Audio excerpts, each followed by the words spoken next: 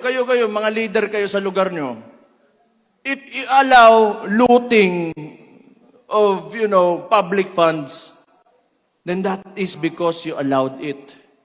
If you do not allow it and you have strict policy against corruption, hindi talaga mangyayari yan. Ang problema, sabi nga ni Martin Romualdez, hindi siya ang mastermind. And sino yung leader? Sino yung ulo ng Pilipinas ngayon? Si Marcos. Pero kabalo mo, unsa ka bogo gani si Marcos ba? Bugo gyud.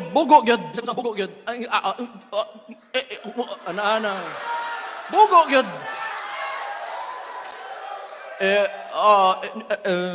Wala tayong magagawa.